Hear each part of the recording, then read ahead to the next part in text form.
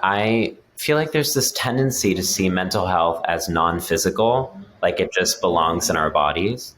But like the binary between man and woman, there's a false binary between mental and physical health. Baby, I'm thriving. Hi everybody, I'm Laurie Hernandez and this is One Creative Mind. Today I'm joined by a fabulous creator, an artist, poet, author, speaker, and humanitarian. They're gender non-conforming and their work explores themes of trauma, belonging, and the human condition. ALOK, thank you so much for being here. I'm so excited to chat with you today. Thanks for having me. I'm so excited to be here. Woo. I gave a brief introduction, but as we begin this conversation, what would you like people to know about you? I am a work in progress. One of the joys of being a poet is that you have to learn that your first draft is not your best draft, and that you get to edit and revise as you live on. And that you'll look at things that you wrote 10 years ago and be like, that was me. And that's kind of how I feel about life, that I'm becoming my best self over time. I love that. That's like the other day I was cleaning out my room and I found old journals from 2018, diary entries that I was like pouring my soul into. And it was just really interesting to look back on. And just as you mentioned, think, oh, wow, that was me. You're an important voice in the mental health space. So when did you first start sharing your own story and why did you want to be public with your journey? Okay, so the story goes that I was really into like middle school and high school poetry competitions, which are a thing. And you can like submit poems, and most people would be writing poems about like daffodils, but I was writing poems about mental health before I knew what mental health was. It was like, I look in the mirror, who am I? I don't know. I cry, just like really poetry was my place that I could express myself emotionally. And what I really felt like it was the place I could go with inconvenient feelings that couldn't be held elsewhere. And what I found through sharing my poems is that other people felt the same way, that other people were struggling too. And I think especially when you're a young person, everyone expects you to be chipper and like everything's wonderful. But it was actually through art that I could meet other people who were willing to be a little bit more honest, that of course there were great parts, but there were also a lot of hard parts. It sounds like poetry created a safe space outside of yourself where these uncomfortable emotions got to live. And I love that analogy. I'm curious to know, really interesting question, but what does mental health actually mean to you specifically? Yeah, I feel like there's this tendency to see mental health as non-physical, like it just belongs in our bodies. But like the binary between man and woman, there's a false binary between mental and physical health. And we're constantly told that mental health just lives in our brain, but actually it lives in all parts of us. Mental health is a presence, a feeling of wellness. Mental health is feeling joy at a cellular level. Mental health is about the body's knowledge that's often deeper than language. I would fully agree with that. My mom is a social worker. My sister is a social worker. Both have been in the mental health world for a long time. And as a kid, I grew up with mental health living in the body. And I love that you are bridging that gap and letting people know, hey, this is everything. It's like a gas filling a room. It's everywhere. It's not one or the other. I fully agree with that. You've written a number of books, including Beyond the Gender Binary, which you talk about our need to move beyond the traditional definitions of men and women, masculine versus feminine. Why are these societal constructs so harmful? So the truth is that shame lives in should. And so often we're told how we should act, how we should dress, how we should think, how we should be. And no one ever asks us what we want to be. And when it comes to gender, oftentimes we just see people through the norms of what they should be, not what their actual lives are. That not all of us are Barbies or Kens, even if we are sharing that really fun meme that's going around. That actually part of the joy of being human is that we fail to live up to these idealized concepts. And so the truth is that we're spending so much of our time having to prove and aspire. I call it climbing a tree that bears no fruit, because there's no actual endpoint. You'll keep on chasing it and chasing it and chasing it, feeling woefully inadequate or aspirational. What if instead we just learned how to love each other for who we were in this moment, not our potential, not our should, not our could, but what we are right now. And that's what the work I'm trying to do against the gender binary is. It's not about requiring everyone to be non-binary. It's not about shaming or punishing people for being man or woman. It's about saying, tell me, what does being a man, what does being a woman, or what does being non-binary mean to you? That's what I'm curious about, your story. Yeah, it's like, when you mention that, I feel, there is an immense pressure that is built into all of us when we're kids of this is who we should be. And this idea that should holds so much more weight than we recognize. Unnecessary pressure that is placed on kids, and you carry it and you get stronger and it gets heavier the older you grow. I am with you on that. And I am so glad that you're sharing that message, because so many people need to understand this is pressure that can be relieved. We can just live as ourselves. So thank you for that. And I want to speak there a little bit about when you spend your entire life in should, your body often doesn't know that relief is possible. Healing can actually feel like a threat.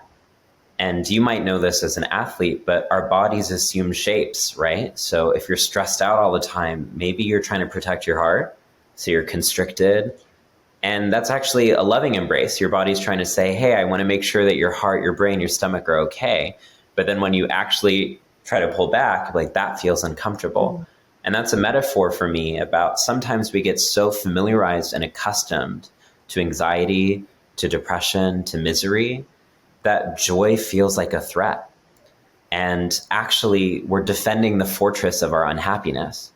And so part of what I've had to do in my mental health journey is to take responsibility for my joy, to not outsource it to external validation or approval, but to actually say, like, I get to be happy and I get to be free. And that means how I treat me matters. I can't control how other people are treating me, but I can control how I'm showing up for me, which I feel the need to say. I wasn't treating myself well when I was staying up super late last night when I really shouldn't have, and I should have slept a little bit more, but we're working on it and we're not shaming ourselves. Snaps for that. Also, I want to touch on a little bit what you mentioned earlier. I remember I went to a therapy session a couple years ago, and I was expressing that there were times where, for me, being with my partner, I was like, am I bored? What's happening here? And I remember my therapist saying, well, do you feel loved? And I was like, I think I do, like, for what my version of love means to me, I do. And it was like, well, is it because there's no chaos? Is it because, is this boredom or is this peace? Have you not experienced peace in a long time? And there's this idea that, if we don't have chaos, then we need to produce the chaos, because that's just what we're used to.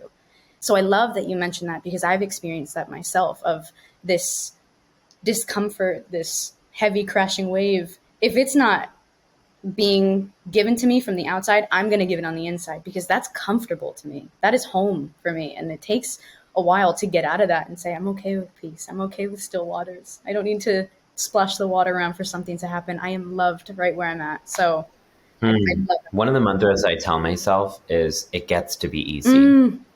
I think I have this narrative that everything has to be complicated, chaotic, tumultuous, that people like me don't get to have easy lives. And that's why I create those scenarios of instability, because it's so familiar. Yeah. And so now I just tell this self-soothing voice in me is like, it gets to be easy. It gets to be easy. I love that. We know that no one individual speaks for everyone, but what do you want people to know about the trans community? We're going through a lot right now. And what I really want people to understand is that every day we have to wake up with a new attempt to disappear us. And that takes a profound psychological toll, because from a young age, we've been made to feel that if we express ourselves, we'll be punished for it. We've been made to feel that we can only be loved by disappearing and betraying ourselves, when actually love should be about becoming ourselves. And so it's exhausting and often terrifying to know that the parts that we find most sacred, most precious, and most magnificent about ourselves are often the very things that we're punished and persecuted for. And so that's why I think what we need right now more than ever is compassion, it's not enough to condemn all of the forces that are trying to restrict our rights and attack our personhood and our dignity. We also just need a daily practice of compassion, that we don't know what people are going through. We don't know who's being impacted by the latest headlines. So what if instead we just assume that everyone is going through something, because they are? And what if we treated them with a respect without having to know them or understand them or get them, but we just believed that they had a fundamental worthiness, a fundamental sense of belonging? And I think it can go a long way, because there are days where I've gotten harassed so much, and then just a barista is incredibly sweet to me, and it feels so moving, like there's hope and possibility, like I don't have to do this alone. Yeah. And that's important for everyone listening to as well. You are not alone. And this is going to sound so cheesy, and I've not prompted to say this, but especially here on this platform, on One Mind, and in this world, you are so loved. And I love this idea of you do not have to perform or mold or make yourself small to make others comfortable. Just be and know that somewhere out there you are loved by me and you are loved by everyone here. That's important to know. This is a bit of another side question, but you mentioned earlier about news headlines and how we react to that, but especially how you and how the trans community can react to that. So I'm curious to know, how do you cope with seeing headline after headline? What do you do to keep yourself safe? Comedy is my therapeutic practice. Like, I need humor, and I need to find an ability to laugh when I have nothing else. And so, I am constantly writing jokes, and I'm constantly finding a sense of trying to defang the things that are trying to attack and hunt me. And I think that that's a tradition, actually, in the LGBTQ community. It's called camp. And I hope the Met Gala can take notes. Camp is actually a practice of self-worth in the face of being marginalized. It's about saying, you might not accept me or think that I'm beautiful, but I do. And that's how I get the confidence and courage to keep going. Is I remember that they might take so much from me, but they can't take my joy. Thank you. Thank you for that. In past interviews, you've referred to transitioning as returning home to your body. I don't know if you can see it, but I got chills just reading that out. Can you tell us a bit more about that and how returning home has impacted your mental well-being? I was dissociated for the first half of my life, which meant that ALOK was there, but ALOK wasn't really there. I was living life in kind of quotation marks. Like, everything that was happening to me was happening to a character in a novel, a sense of unreality, like I was observing my life from a distance. And when I finally accepted my gender and began to present in the way that I wanted, I could laugh and know that's my laugh. I could touch down on the ground and be like, it's me here right now. And I found so much more emotional presence. Like, I would go to the movies and I would just be crying at everything. I felt this untapped well of empathy for everyone. I felt like I was part of our entire species, when for so long I'd felt alien to it. And that's why I get often frustrated that people describe gender just in terms of our physical appearance, when in fact it's profoundly an emotional presence. It's a sense of feeling welcome in your own body, welcome in this world. Yes. Yes to that. Community is so important. We can't, the book, The Body Keeps Score, it talks about community and how to come out of a state of depression, to come out of a state where we feel alone. The best way to soothe that sting is through community, through finding others with either shared experiences or those who love you unconditionally. But that community and support system is so important, and I'm glad you touched on that a bit, but especially just showing up for yourself. That I can't imagine how hard that must have been for you and to everyone out here who's going through something similar. This story, but in their own world, this feeling of alienation. While I empathize, I will never understand. So thank you. You have so many outlets for your artistic expression. So What does creating art do for you, Alok? So I call it emotional alchemy. It's about taking negativity, toxicity, and converting it into beauty, into dignity, and into meaning. That's what I started to do when I was writing poetry for those 13-year-old poetry contests. Is I was getting bullied at school, and it wasn't safe for me to confront those bullies because it might expose me to more harassment.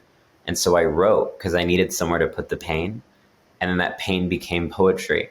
And I learned this intimate lesson that art actually is a healing modality that allows us to remove all of the violence from within ourselves and take it outside of our bodies so that we don't pass it on like an elaborate game of hot potato. And I feel like a lot of times when I speak about art, people will say, well, I'm not very good at painting, or I can't write. And I'm like, actually, I'm just asking you to journal. It doesn't even need to be for other people. It doesn't need to be a finished product. I just think that you have to be able to check in with yourself, to have self-dialogue. Like, how are you supposed to know about what's happening in your life unless you take a second or a beat to really evaluate, how did I feel about that thing that happened? Yeah. And that's what journaling allows us to do. Yeah, it helps us take that first step into discovering what's actually going on behind the walls that we portray to other people. I had a therapist once who was like, I think we should start journaling. And I remember thinking, I literally don't know how to do that. Do I do it in MLA format? Like, I'm in college right now. So I was like, do I have to cite myself? Like, do you need timestamps? What do we need here? Like, I completely saw it through one lens. And I remember saying, well, what if I don't want to journal? And she was like, then you write in big choppy letters, I don't want to journal today. You know, screw said therapist name. Screw her. I don't want to journal today. And you write that. And if you want to bring it in, great. And if you don't, then you wrote something today. And it took that first step of writing something down. And I've released books. I am working on getting a minor in screenwriting and creative writing, but fiction writing and that world of just getting emotions out has become that outlet due to someone telling me, just take the first step, just write a little, see what comes out. So again, I'm saying this a lot because it's everything you're mentioning is resonating with me, and I'm sure a lot of the audience, but writing and journaling is so important. It's so important. I'm curious to know, would you like to share one of your poems with us? Yes, of course, actually. Woo-hoo! So I'm going to share a poem from my first book of poetry, and it's a book called Femme in Public. And the history of these poems is that I would often be harassed on the street and I'd want to say something, but it was unsafe for me to. So I'd stop on a park bench or on a bus and I'd sit and I'd write something back. So this is a poem called Street Tax. Today, a man on the street pointed to me and said, "What the hell is that?" I wanted to turn around and tell him that I got this dress on sale and I got this body for free. But you have been making me pay for both ever since. Well, I'm going to be thinking about that for the next few weeks. Ooh, to access that from within yourself and to actually write it down. It's one thing to feel these emotions. It's another thing to bridge the gap between thought and paper. And you do it in a way that exposes empathy for those you read it to and for those who read it. That's brilliant. I just feel like, we're like bumper cars, humans. And we're constantly ricocheting on one another. And it's often the smallest abrasions, the smallest interactions that stick with us the most. And what I wanted to do in that poem was to say, like, do you know that I have emotions? Like, what you said hurts me and it sets me back and it makes me afraid. And I need to be able to say that. I need to be able to say I'm having an emotional reaction to this, because I think so much of what is wrong, especially in this country right now, is that we're just supposed to grin and bear it. Yeah. And that it looks like many things, but it's seen as a threat when we express public emotion. But I think that the real threat is that we have to repress it. And central to my art and my advocacy is creating spaces where people can truly express what they're going through without judgment. Mm-hmm. To be able to say, I'm sad, or I'm scared, or I don't know, or sometimes I hate myself. And to not have people say immediately, you're a problem, you're wrong, how dare you not, you should be proud, you should be happy, just to witness. And I think that that's what's so beautiful about a poem to me, is it's not just about the composition of the poem, it's about the reception. Yeah. A poem is a question mark asking, are you willing to listen? And so being a poet is not just about writing poetry, it's about witnessing other poems, of course, but also witnessing how people live their lives, how seasons change, how the sun peeks through a window, watching, and finding a way to write it down. I'm going to share something that's just on my heart that I feel the need to tell you, that someone once told me, and it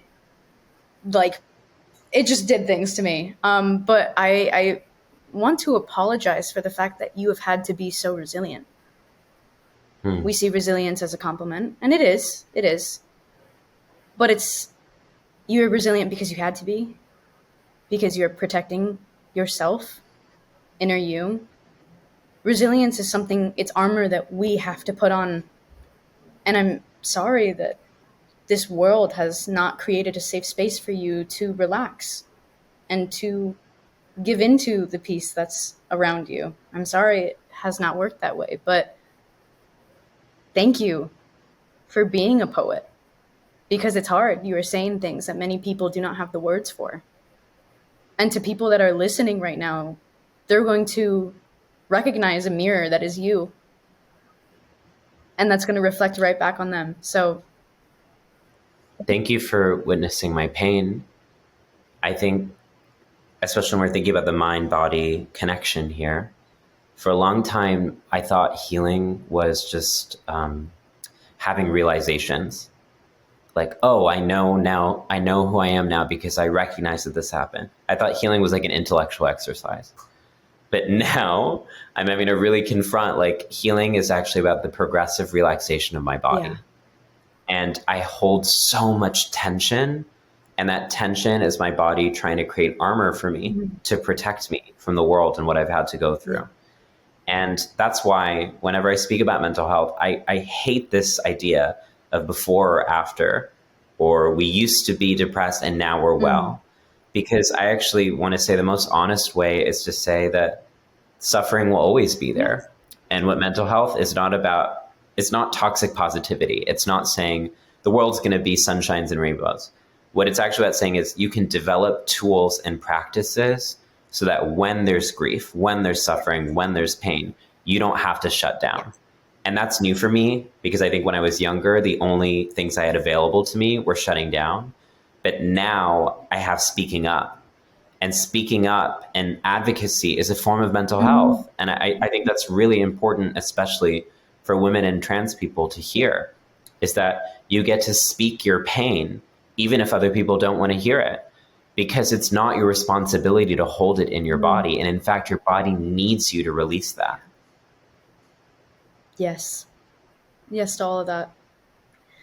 We talked a little bit about this earlier, specifically with the headlines, but just in general, what are some of your other tools for self-care and for building strength? Yeah. Style is so important to me. You got it, baby. Right. Thank you. What I really love about style is it's a daily ritual that I have to return to my body. People often see style as trying to impress other people, but I don't really think about that. I think about it as having an audience of one. Like, I'm getting dressed up for me. And I remind myself I'm worthy of luxury. I'm worthy of beauty. I'm worthy of dignity. And even if the world's going to disrespect or mistreat me, I'm not going to do that to me. Style is how I get to have fun. I love clashing prints. I love taking various pieces I've gotten from touring across the world and putting it together. It's how I tell a story of who I am on my own terms to me. It reminds me that I get to play. And I think trauma makes me feel often Like I can't play. Like everything has to be so serious. But I think we need to have that sense that, okay, not everything needs to be serious. You get to have levity there. So style has been really important to me. And I think another one is reading. I am the biggest bookworm in the world. And my toxic trait is that I listen to audiobooks at 2x. And it's not because like I want to get through the book. It's because I want to read as many books in my life. When I was younger and people would ask me like, what superpower do you want?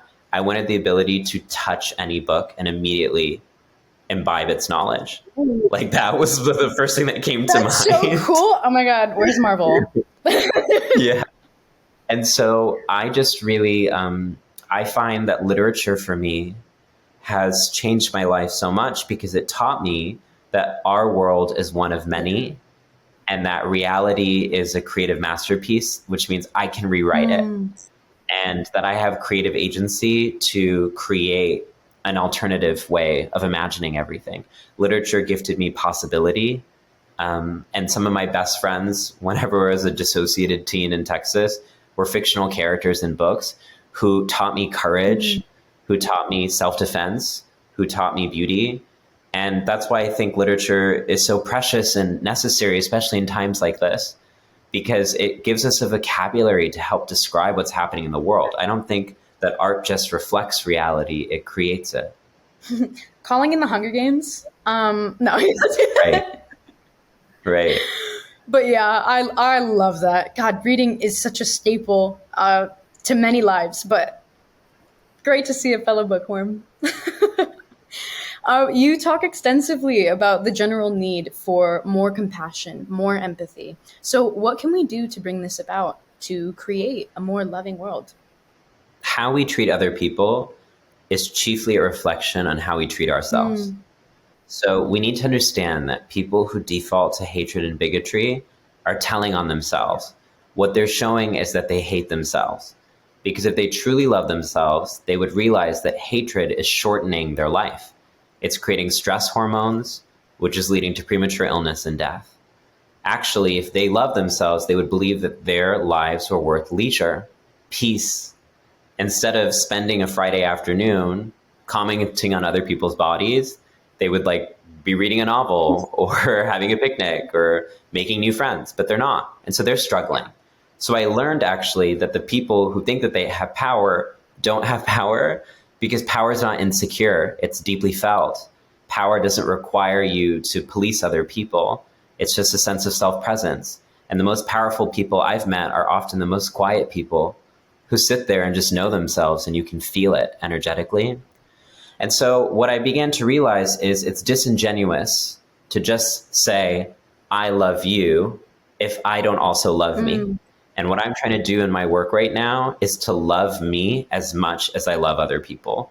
And that's so hard. That's the hardest work I've done. But I have to say things like, okay, I'm being really mean to myself right now. Would I ever say this to a friend? Never. I would never. Why do I hold myself to this impossible standard? It's because I thought that I had to be perfect in order to be worthy of love. And I would create this exception. Other people get to mess up, but I never get to make mistakes. I have to be perfect all the time. And that served me when I was like 5, because it helped me survive. But I'm no longer 5, which means that I have to give myself grace. And I have to say, I get to make mistakes. I get to be imperfect. I get to be fallible. And I get to be worthy of love. So the way that we become more compassionate to other people is actually through practicing self-forgiveness and self-acceptance and cultivating within ourselves a sense of love that then reverberates outside. And what compassion does is it reveals another binary, not just man, woman, not just mental and physical health, but me and you. And that's ultimately the binary that I think compassion can help unlock between us, is what's happening to you impacts me, and what's happening to me impacts you. Yeah. And that's what compassion has done in my life, is it's made me feel like when I hear about another community's struggles, I'm emotionally impacted too. I'm like, I don't want to live in a world that does that to you. That's not me being an ally. That's me joining to create a more beautiful world for all people. Wow. Yes. I'm going to be processing that as soon as we hang up. We're almost done with the interview, but just a few more questions. What do you think is one of the most important things that you've learned on your mental health journey? I thought that it would get easier over time. I thought, like, okay, it's going to be really hard in the beginning, and then it's just going to be like autopilot. Yeah. And it's hard at every single phase, because it's kind of like you get to the next level, and then the trolls under the bridge are even more intense. And so you have to upgrade. But it's the most challenging and rewarding work I've ever done in my life. And so it's worth it. That's what I've also learned, is even though it's arduous and intense and so confrontational, it's so worth it. It's worth it because I now know that joy is possible. And I think that's another thing that I learned. I thought that joy was impossible for people like me. Like, we just had to suffer, because that's the only images that I got of people like me, was that we were under attack, or that we were getting kicked out of our families or homes. And so I had to, through my own mental health journey, say, I get to be happy, and I get to be joyous, and I get to be free. And that self-permission structure has really changed my life and made living feel like an amusement park. So many capacities for adventure. And I think one final thing that I've really learned is that we need other people in our healing journeys, that we can't actually heal in isolation, that we become our best selves through one another.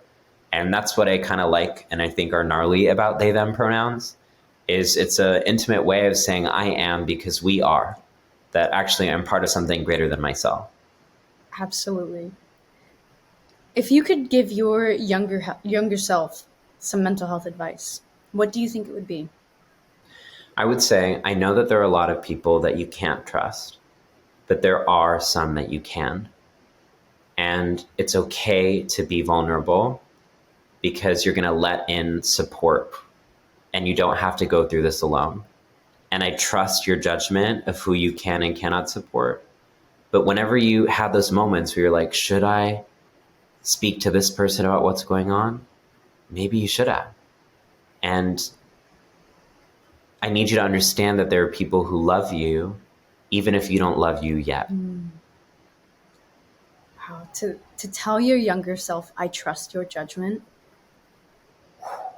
that is such a powerful thing.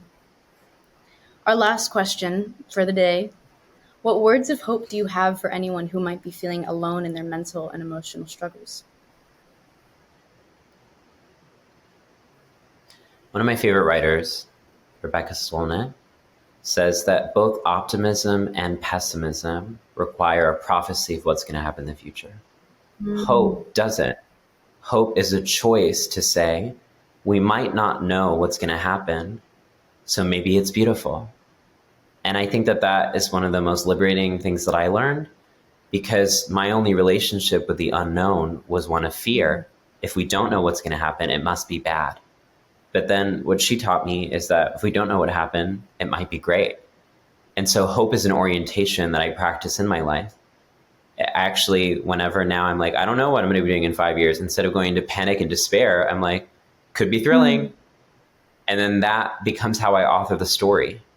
So what I want to say to anyone who's struggling is, maybe it's time to write a new story about your future. And maybe it's time to notice miracles that are happening next to you. And maybe if you can't do that yet, maybe it's time to find someone else who can help you.